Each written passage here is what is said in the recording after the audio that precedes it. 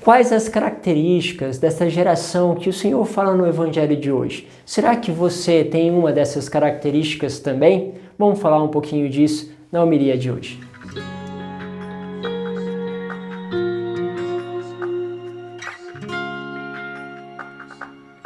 Em nome do Pai, do Filho e do Espírito Santo. Amém. Meus queridos, vamos aí chegando ao dia 11 de dezembro. Tempo já de começarmos a pensar nessa preparação ainda mais profunda para o Natal. Portanto, se você está fazendo essa caminhada com as homilias todos os dias, que maravilha! Se puder ainda fazer a novena, melhor ainda, que quanto mais o coração nosso estiver preparado para receber Jesus, mais nós podemos fazer realmente esse lugar, o nascimento dele dentro de nós, um lugar aconchegante para a presença do Senhor.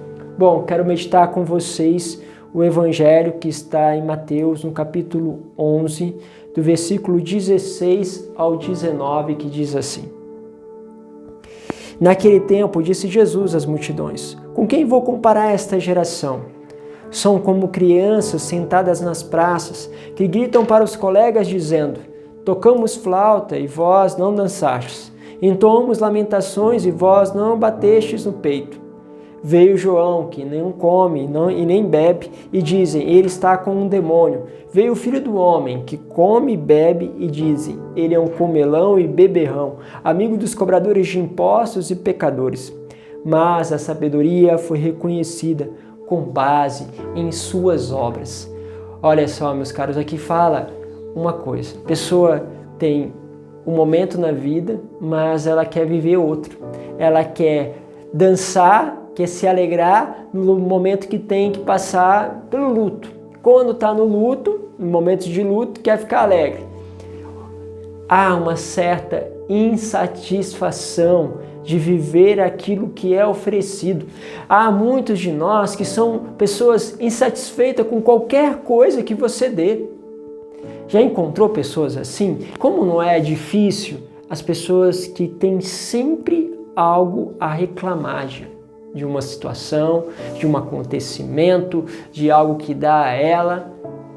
Essas pessoas são pesadas. Oxalá que não seja esta pessoa você. Porque, meu caro, se for você, você se tornou um peso. Porque é muito difícil termos as pessoas ao nosso lado que não se alegram com nada, não ficam contentes com nada, sempre colocam um defeito.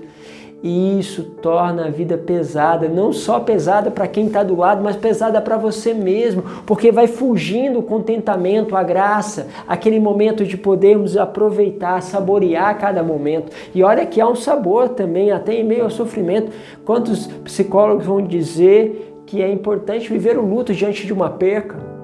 Porque é importante vivermos aquele momento como uma dádiva de Deus.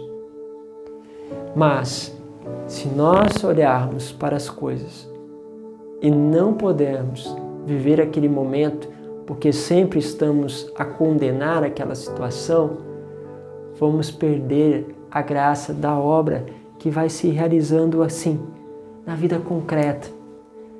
Por isso, a sabedoria, ela se dá a conhecer pelas obras. Bom, que obras são essas? São as obras do Espírito. O Espírito, ele sobretudo, junto com o Pai, vão fazer o seguinte, vão determinar os tempos. Jesus fala também isso, que os tempos das coisas não é determinado por ele, mas é determinado pelo Pai.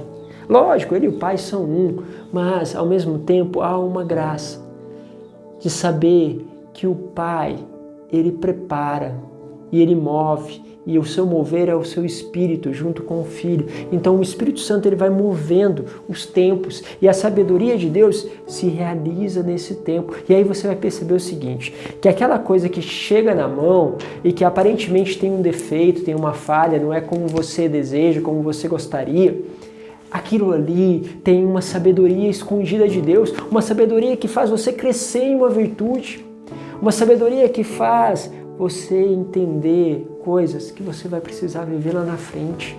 Mas se você negar isso, se você simplesmente não deixar viver estes momentos, o que vai acontecer? você vai perder a sabedoria que está naquela obra, naquele acontecimento. Você vai perder esse sabor.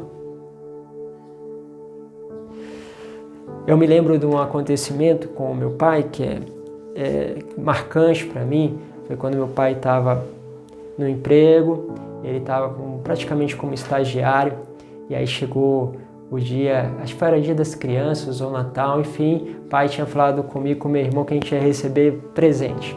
E nós fomos para a empresa.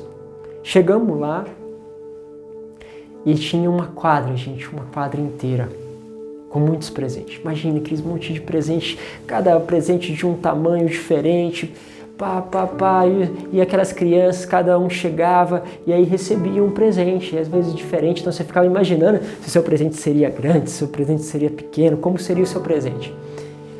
E aí meu pai chegou, junto com meu irmão, eu, meu irmão e meu pai, apresentou a carteirinha dele, de trabalhador, e aí o cara falou assim, olha, devido ao seu cargo, você não tem direito a receber nenhum presente, a empresa não disponibilizou presentes para essa categoria de funcionários.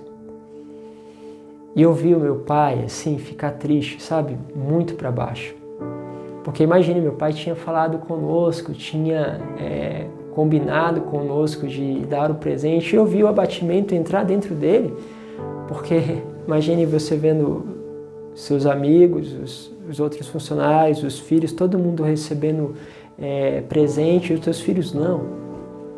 Mas foi muito interessante, porque naquele momento Deus acho que me deu uma graça extraordinária, porque eu não falei nada, meu pai. Porque eu vi a dor dele, senti a dor dele. E era muito interessante, porque isso ficou guardado dentro de mim.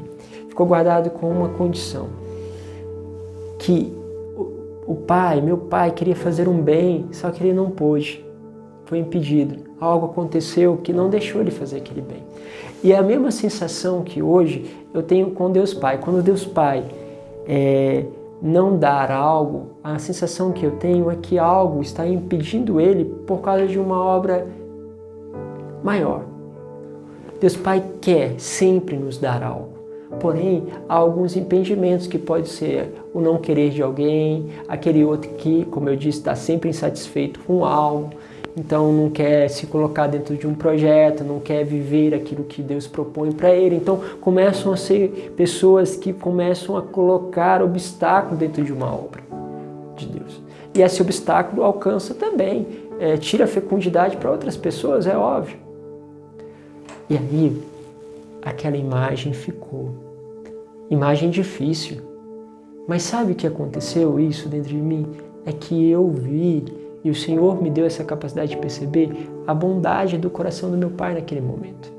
E aquilo é muito interessante, porque não havia mais uma falta do presente. Porque eu acho que eu tinha recebido, até pelo próprio sofrimento do meu pai, eu tinha recebido um presente. Saber que ele sofria por não poder dar algo para nós.